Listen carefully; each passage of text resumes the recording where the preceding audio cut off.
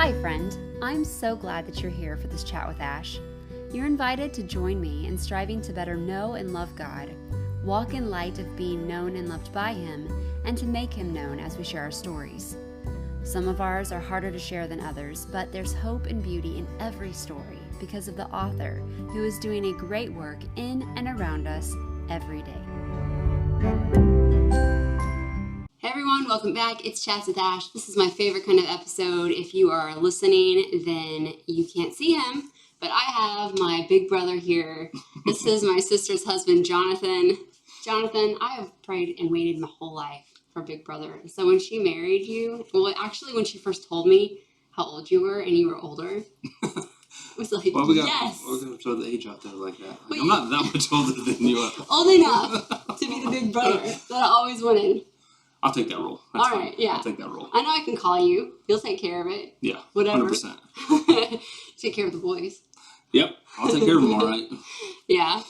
Okay, so you have been a huge encouragement in my life when it comes to getting real and talking about the things in my story that make me feel very vulnerable. And I don't like that feeling of being vulnerable at all.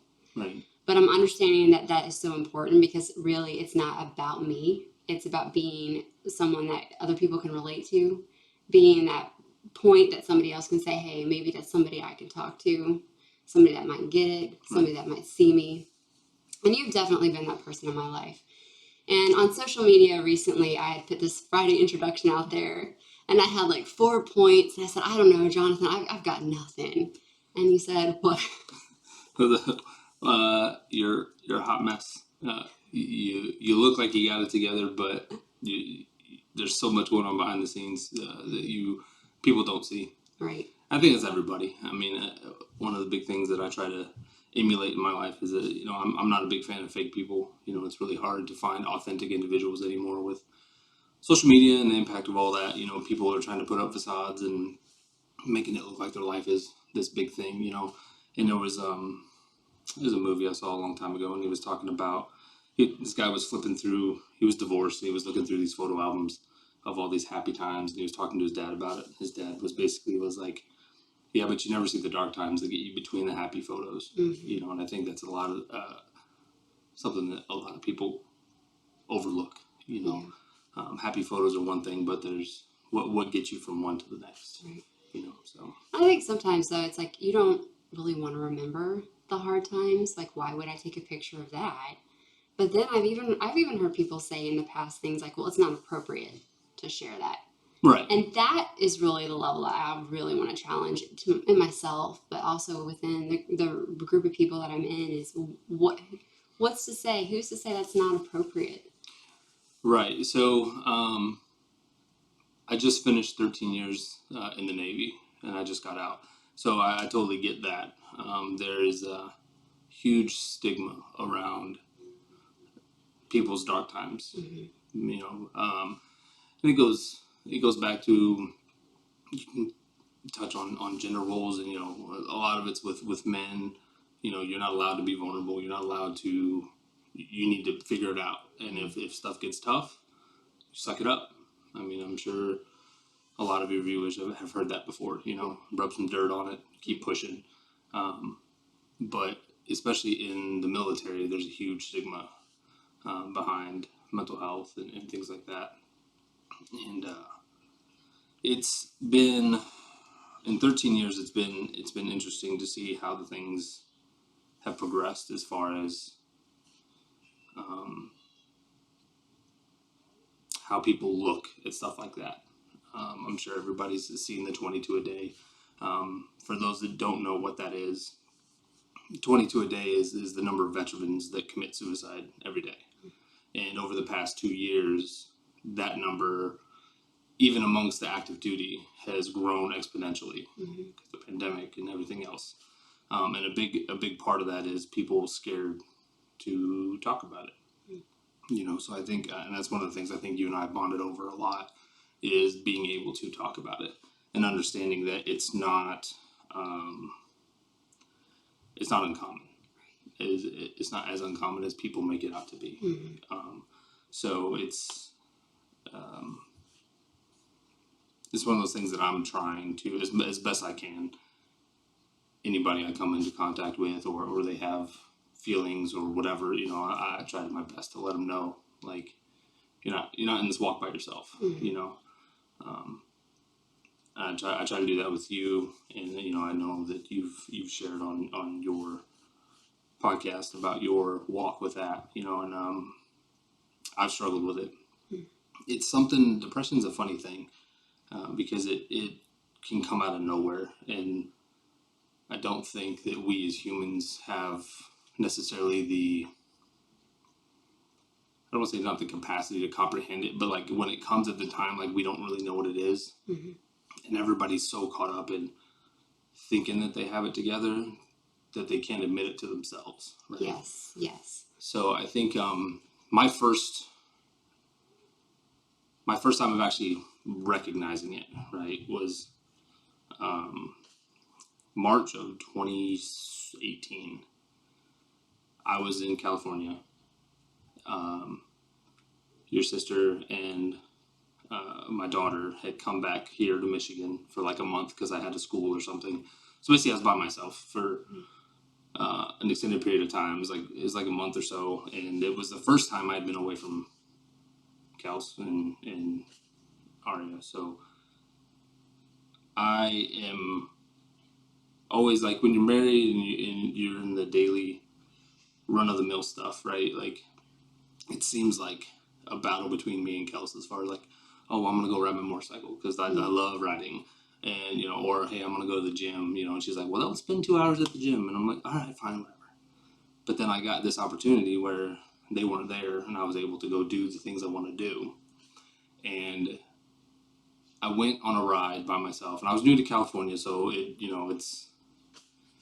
was and I've always been kind of a lone wolf, so it really didn't bother me too much. I went out by myself, and I went for a ride, and in the middle of this ride, for no reason that I can think of, this thought popped into my head, and it was like, you know what, if you just close your eyes. For those who don't know, California's like mountains and windy roads and all this other stuff. It's like cliffs, but it was the thought popped in, and it was just like, if you close your eyes and you just grab a handful of throttle, nobody would know. And you'd be off in one of these ravines and nobody know you're there, and you probably wouldn't survive the fall. That was the last time I rode for that entire month. And then I realized that after that ride, I sat in the house. Like I went and I did what I had to do for work or whatever. And then I would sit in the house and I would play video games, but even then I wouldn't do a whole lot as far as I wouldn't do anything else. And then finally a friend of mine was like, hey, you need to get out. Like you should come out with us. And I think that was the first time that I realized, wow, this is what depression feels like. Like this is weird. And it was something that I couldn't control. I didn't understand. I was like, I have no reason to be depressed in my head. And again, that goes back to as men, as people, we don't want to deal with, we don't want to admit to the fact that, yeah, I don't want to deal with whatever it is that's going on. And it was really hard to explain, that was a bit of a reality check for me. And I think at that point when I realized that's what it was, I messaged my wife and I told her, I was like, I think I'm depressed. And then she asked why. And I was like, I don't know. Right. I wish I could tell you. Like, it's not something that I can process as to why it's happening. But it was definitely an eye-opening thing. And then it made me, it's one of those things where I dealt with it and I was like, and then I kind of just kept an eye on it, because it's like, depression's like weather, it just kind of rolls in like a storm front. Sometimes it's out of nowhere. It's like Florida weather. Like you be driving along and 3 in the afternoon, it just starts pouring rain on you, and then before you can blink, it's gone, and you're just like caring about your day. Then later that year, I had a close friend of mine that I served with.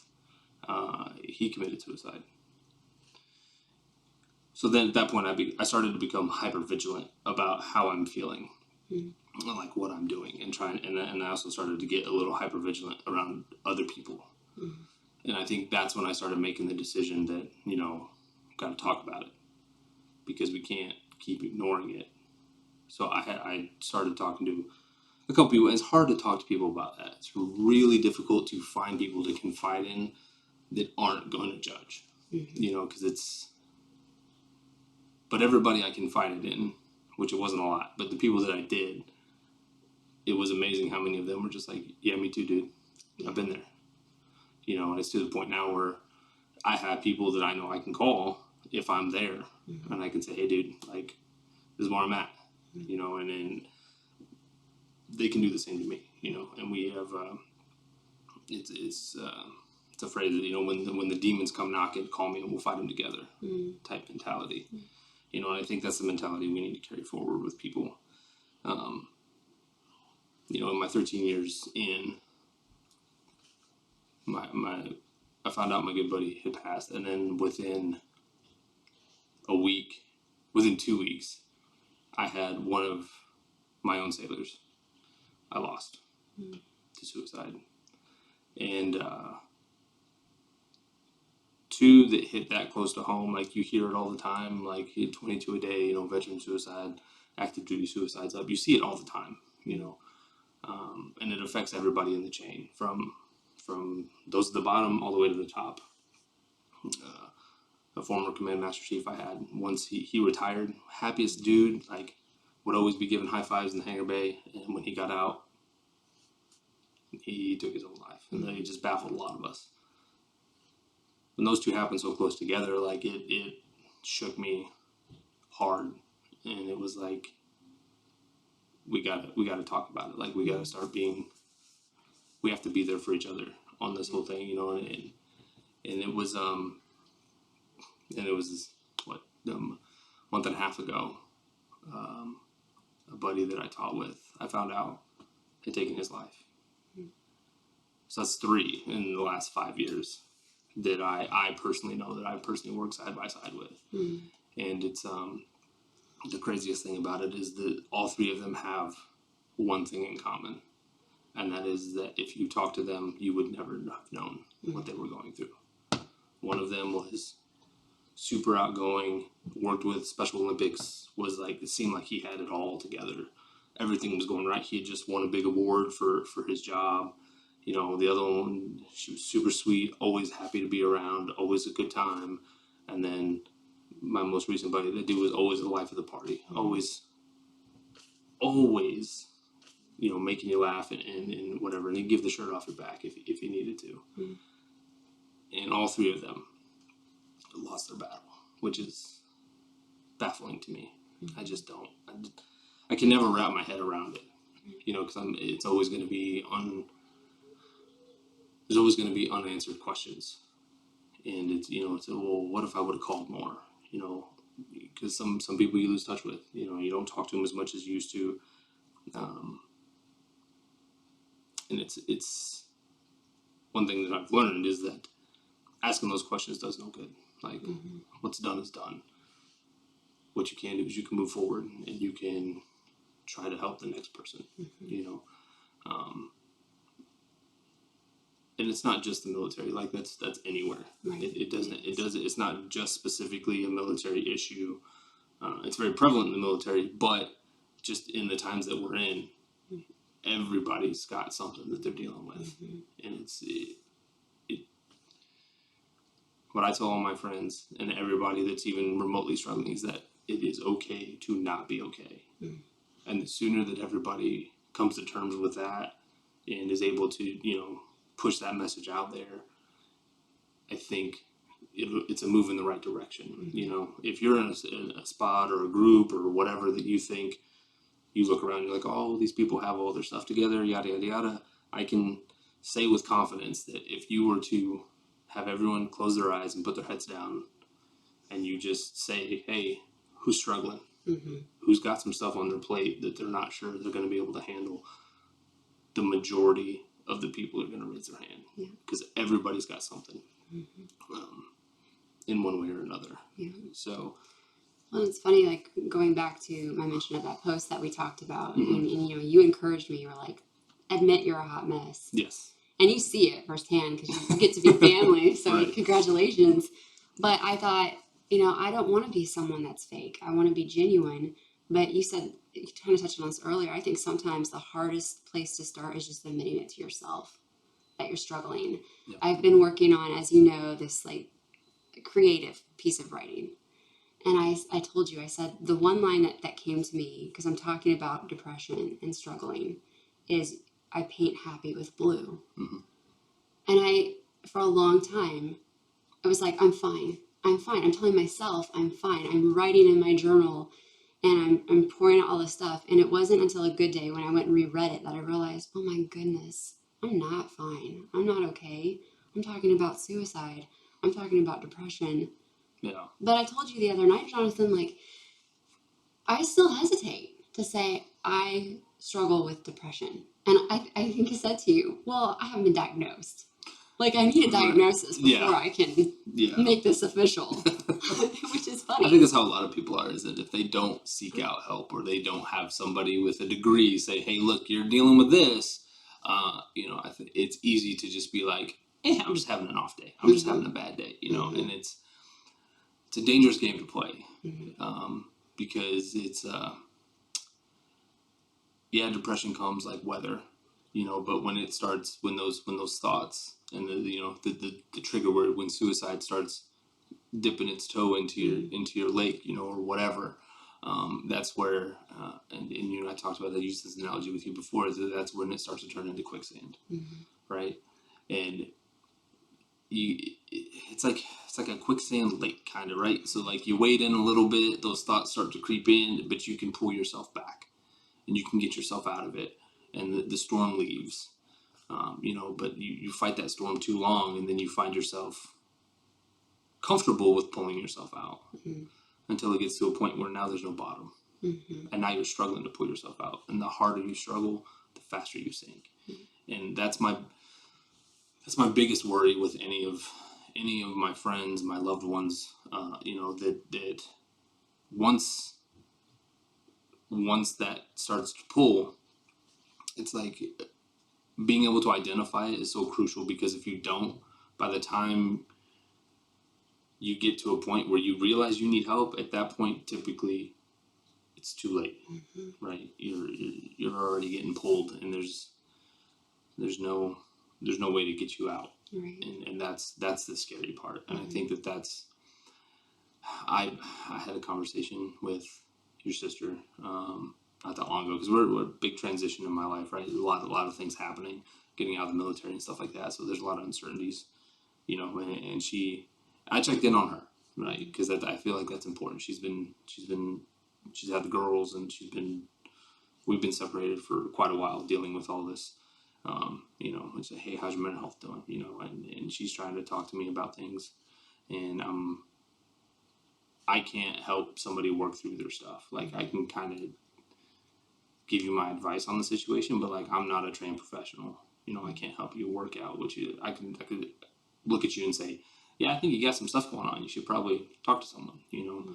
You know, and then I found myself in the same situation, because she turned around and she asked me, well, how's your mental health? And I said, my response to her was, I don't have time to worry about that right now. I've got other stuff I got to focus on. After saying that, almost immediately, my gut just kind of gut checked me and was like, bro, that's not the response you should have gave her. Did I ever give her the correct response? No, I didn't. Because, again, as a man, as a husband, you know, my job is to provide and protect. And if she knows that I'm worried or I'm concerned about things, that just adds to her plate, because now she's also taking on my burden. And I think that's what a lot of people feel, is like they don't want to be a burden to someone else, you know. It's funny. I mean, just this morning I had a session with my counselor, and I talked about that very thing, some stuff going on in our life. And I'm like, she said, well, I don't think you're really grieving this. I don't think you're really dealing with this personally. Yeah. And I said, well, I can't, because if I get to that point, then Eric has to. Right. We have X, Y, Z. Somebody's got to pick up slack somewhere else. Yeah. That was one of the things, like, as the words left my mouth, I was just like, Mhm. again, I don't like fake people and I don't like being fake, you know. So when I said that, I was just like, what are you doing, dude? Like, you know. So then I had to go through and I had to work through some of that stuff, you know. And ultimately, I was able to just be like, you know, I had to reassure myself that the plan that I had in place was good Yeah. to go, you know. And then I also had to take into account of concerns that she had brought up to me about that and be like, okay, well, have I really given her concerns the attention that they need to kind of put this stuff at ease, you know? Mm-hmm. And one of the things throughout that conversation is that, you know, we realize that we deal with conflict very differently on how things work. I mean, 8 years of marriage, and this is the first time we've had a conflict where it's been a big conflict. Like, or I count us lucky. Like, we work very well together, and I think that us recognizing that truth is going to help moving forward. Mm-hmm. But it was, yeah, it was. Even myself being as hyper vigilant as I am, as far as feelings and self awareness and things like that, when it comes to that, still find myself in the face of people that you love. You'll put that mask back on and be like, yeah, I got it. You know, I got it taken care of. Even though inside you're just like, Okay, so I have a question because this is a conversation Eric and I are trying to navigate. Do you think it would be helpful in that kind of scenario where you checked in on Kelsey and she turned around and checked in on you if you had both just been upfront with each other and said, this is where I'm at? I think truth is always the best route to go. But again, there's always that fear, regardless of how close you are with the person that you're talking to, that especially in a marriage dynamic, right? Because the dynamic, at least in my eyes, is always the man is the protector, the man is the provider, the man is supposed to make sure that you're good and everybody's taken care of, right? The man's supposed to make sure that, you know, the family's emotionally supported, they're physically supported, and everything else, regardless of what's happening. You know, I come home from work on days that the kids don't know that daddy's been dealing with whatever. The kids just want daddy, you know. So you got to take that, you got to compartmentalize, you got to set it to the side. If you do that too much, then that compartment gets full, and then that compartment breaks. And depending on where it breaks and when it breaks, you know, that dictates what happens from all that stuff that you haven't really dealt with. I don't know. I think the best option is to be honest, obviously, especially with your partner, because that is your partner. It's you know, I have a very me and her against the world mentality, but I've also been, and we've talked about that before. Your family dynamic is completely different than the family that I came from. Like, you all are way closer than I was with my family, and I've always had a lone wolf mentality, right? And I don't ask for help from a lot of people, you know. And even now, you know, I have I can tell you right now, 2 people other than you that if I was there, that's who I would call. And the sad part is one of them is not my wife. They're both veterans. They're both guys that I've had this conversation with before. They're both guys that, you know, have called me when they've been there. So it's tough, because I think, especially from the man side, like, I don't ever want my wife to look at me like, again, a weakness.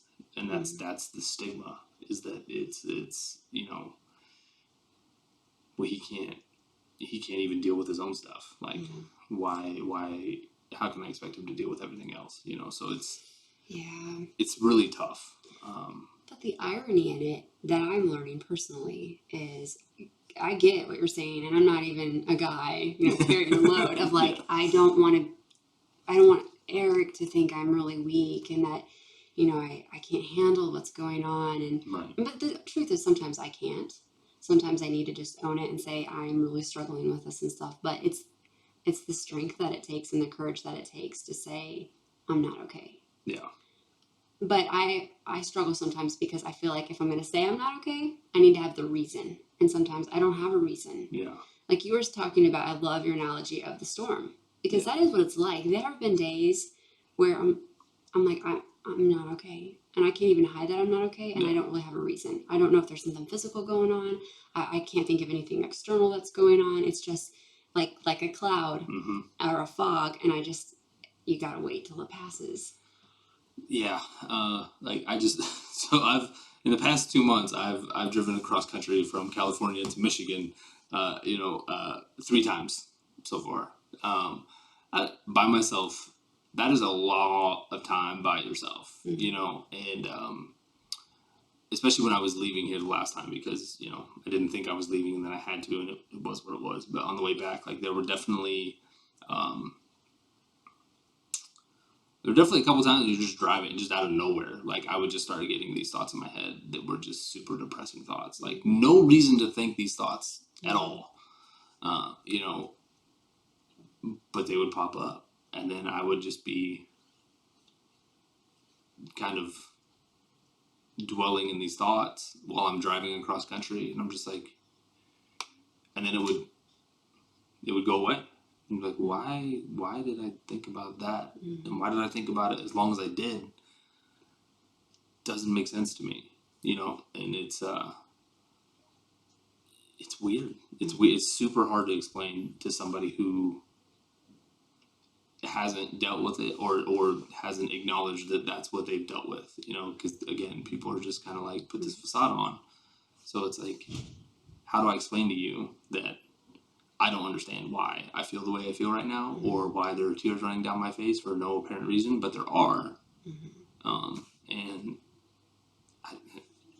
again, I think a lot of it is coming back to, like, we just gotta normalize the fact that it happens. Right. So I think part of normalizing it is, in this space, I talk a lot about how I believe we are made to be in community. We're made to be in relationship with each other. And when I was in my darkest places, nobody else knew. Eric didn't even really know the depth. And once I started talking about it, when I started letting people in, my few trusted people, and you were one of them, yeah, that was the beginning of healing for me. And I mean, I right. still struggle with this. That's part of the reason I'm going to talk about this in another episode, and I'm going to therapy and I'm getting help. But just the idea that I think the most dangerous thing we can do is isolate ourselves and not speak. Yeah, we get out that paintbrush, we start painting that blue Right. all over, Right. and it's it's tough. Yeah. And I think isolation, and that was the biggest thing, because like in 2020 I was deployed, and then in 21 I was deployed again, and then we've been dealing with all this separation stuff. So like I've been away from Kels and the girls for almost a year, just being in the States but not being in the same spot, and I told you this last time I was home, but like me and Kels realized that we're each other's safe space, and it's like when I'm away from her, I don't sleep. I can't sleep. Like I'm depression hits a lot harder, and it hangs around a lot longer. As soon as I'm back with her, though, and she's in the bed, and I know she's there. Um, I sleep like a baby majority of the time, and I don't know why, but it's just that. And I think I told her this whenever we got married, but she was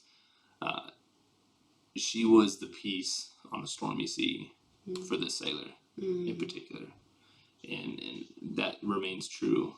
8 years in, how she hasn't suffocated me in my sleep, I have no idea. But the earplugs. Probably.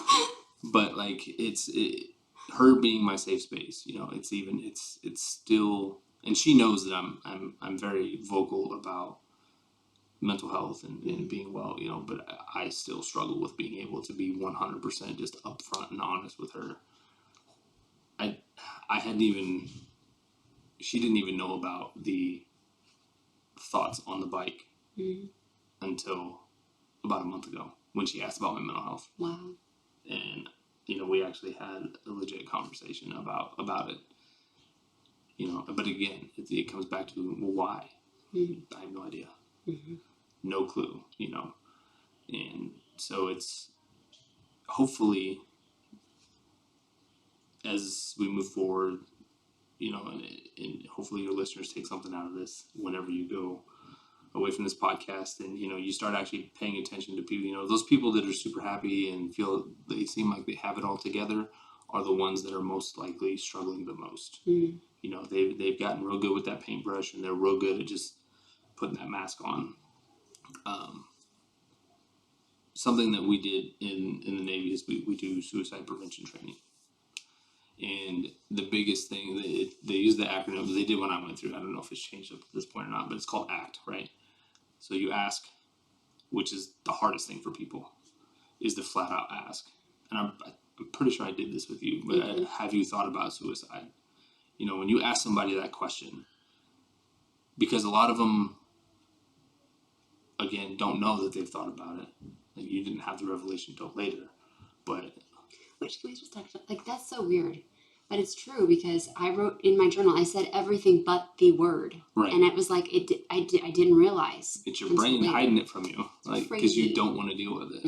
Okay, Yeah. so yeah, keep going. So Act. ask. So the acronym is ACT. ACT. It's ask, care, treat. Right. So asking is the biggest step, and it's one of those things where it's like, and again, I'm not a professional. This is training the military gave us as far as all this stuff goes. I have used before successfully on people. But asking is the hardest question. You know, when in some of those triggers, you know, you start seeing people get rid of their stuff. You know, people that are normally outgoing, that are reclusive, and they're kind of withdrawing from a group or whatever. You know, that's a big red flag. When you get to the point of asking, right, and they say yes, now you have to ask further, and because the biggest thing is, well, how would you do it? Which is also a very difficult question to ask. Super difficult question. Because now you're taking someone that you care about, and now you have to listen to how they want to leave you. Yeah. Well, I've always been kind of afraid of that question because I've always thought, well, what if I put that in their head? So if they've thought about it, you haven't put it in their head. You know, but this is that second question is kind of a way to gauge how far in the quicksand they are. Because if it's hey, have you thought about suicide, and they're like, yeah, well, okay, well, how would you do it? I haven't really gotten that far. Okay, so they've gotten to a point where they've thought, you know, ending this could end some suffering, right? But they haven't gotten as far as to, well, this is how I would do it. Once you get to this is how I would do it, because you ask that question, do they have a plan, and is that plan feasible, right? So for most males, it's firearms, right, or whatever.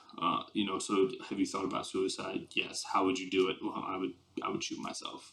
Do you have guns in the house? Yes. Okay. Now we're to a point where it's like, okay, this is dangerous. And so the ask question and then that care question, right? The care is when you start talking to them and you try to,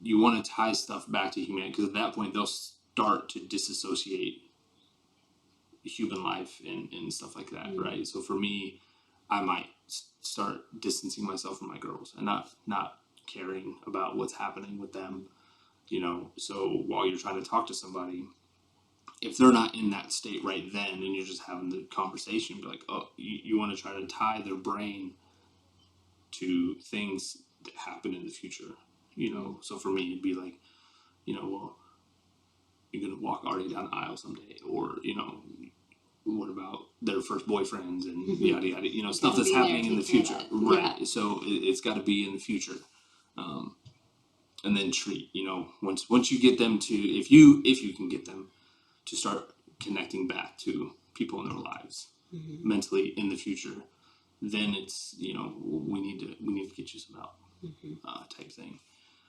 Sometimes all it takes is, you may not even get to the treat part. They just might say, hey, yeah, I've thought about it. You know, I've been dealing with a lot, and they might just start venting what they need to vent. Because some people, that is what it is. Like, they're just overwhelmed. They have nobody to talk to. Sometimes that's it. Sometimes it needs to go a little further. And I don't even know if they have something like this outside of the military for that. But I would encourage people to look up stuff in their communities to see if there is any sort of suicide training awareness or whatever that they have that they can go to, because I think everybody should have a little bit of, something in their belt to kind of help in that situation, to one, help recognize when it's happening, and two, to kind of know what to do in that situation. It's a tough situation to be in, and like I said, it's tough questions because you never want to have to ask that question.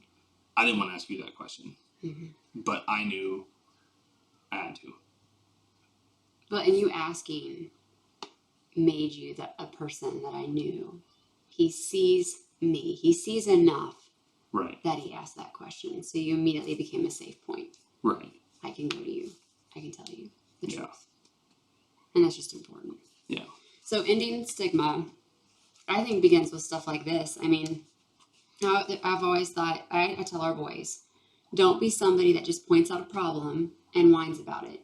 Right. If you're going to say something, if you're going to point out a problem, be willing to be part of the solution. And Absolutely. I think that's the heart of both you and I in this area, where it's like, we've been here, we see this as a problem, we want to be part of a solution, and to end the stigma, we have to talk about it. We said that right before we, Right. Yeah. I was like, how deep do you want to go with your story? I'm honesty moment. So whenever we had the conversation when I was in Japan about you doing your podcast, around your situation and stuff like that, I've honestly just been kind of waiting, because I'm like, I wonder if she's gonna ask me to come on here and talk about it. I was like, I feel like she should, but I don't know.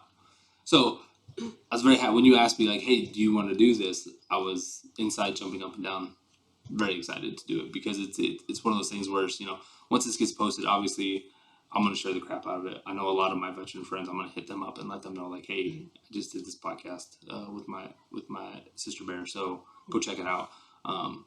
But we have to talk about it. Like, if you stand by and do nothing, like, that's how many people could we have saved if we had just asked and we acted, So, and it's don't ask yourself that question after the fact. Everybody's dealing with it. It's okay not to be okay. You've got people you can turn to. People will surprise you. Some people that you think aren't going to be there as far as that goes are some of the stronger ones that make sure that they're holding you accountable and checking in on you and stuff like that. And that check-in is crucial. Yes. When you get those check-in texts or phone calls and they're just like, hey man, just how's it going? Or you got people close enough to you that's like, you good? Like, what's going on? Yeah. Those are some of the best feeling messages in text, to get. So, yeah. And I want to take a moment, because most of my audience are Jesus lovers, Christ followers. You're not. I remember being in that space and thinking, I must be a really bad Christian because I feel this way and I'm struggling with this thing. And that is not true. That is not true at all. We're not immune to any difficulty just because we love Jesus. And it's, again, just the importance of talking about it and making, just realizing this is normal. It's that you too moment. Right. It's so important. So. Yeah, it's weird, because when you click with somebody like that, it's just kind of like yeah. Oh, okay, all right, yeah, I'm there, dude. I'm with you, brother. Yeah. And it's like I said, it's not just the military community. It's not just the church community. It is all over the place, and it is rampant with everything that's been going on over the past couple years and stuff like that. Like, it's just people feel like they have no one to talk to, and it's super sad. It is. And I know you could spend so much time diving into the whys and all the different contributors, but that's not the heart of this episode. The heart of this episode is just recognizing that this is an issue and that we need to start talking about it, and we need to build that community where there is safety in sharing, but there's safety in numbers. Yeah, 100%. I think, and then the other side of that too is it's got to start with you. Yeah. You have to be able to take a step back and actually look at yourself and be like, why am I feeling this way? And instead of painting it blue, just being like, okay, I'm dealing with something. Yeah. Not sure what it is, but I'm dealing with something. Right.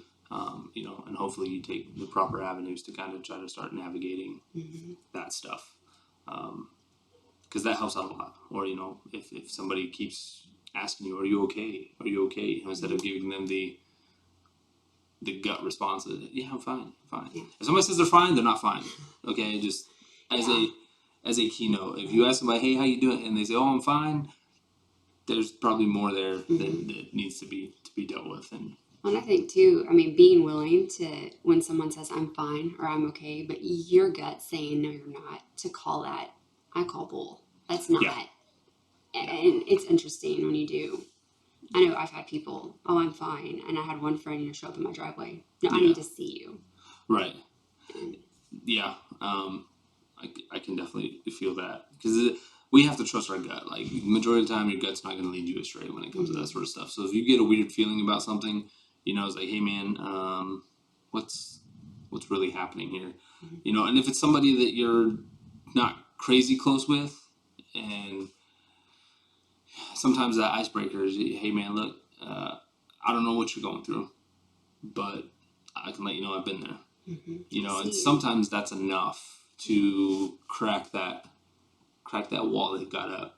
Even if it's not at that moment, now they know the seed's been planted that, okay, they've dealt with some stuff before, so hopefully it opens that pathway of communication. I hope anybody listening that might be relating, that might be struggling, you guys, you are free to reach out to me. Know that I'm that safe space. I might have that smile on my face most of the time. But that doesn't mean that it's not hiding pain, and that there aren't things that I have to work on. There are things I'm actively working on with trained professionals. And if you're a veteran watching this, I can hook you up. I got you. If you need to talk, by all means, reach out. If you don't want to reach out to myself, the Veterans Crisis Hotline is on there. I'm sure she'll have it listed below in the description down there. Hit them up if you don't. They're trained professionals from what I'm understanding about the hotline. So they can point you in the right direction. I know the VA's struggling on trying to get the mental health stuff up to par, but any asset you can use, state and local VAs, make sure that you're utilizing those. Reach out. You're not in this battle alone, right? So like I tell all my other friends, when the demons come knocking, call me. We'll fight them together. Yeah. So the theme of my season has been come to the table, and I think I just want to wrap this up by saying that, like, part of coming to the table is recognizing you're not sitting there alone. Yeah. That we are together in this. And so I hope that if you need to, you'll seek out that community and just know you're not alone. You're not abnormal if you're experiencing things. Nope. So, all right. Thanks, Brother Bear. Thank you. I love you. All right. All right, guys. We'll see you next time. Bye. Bye.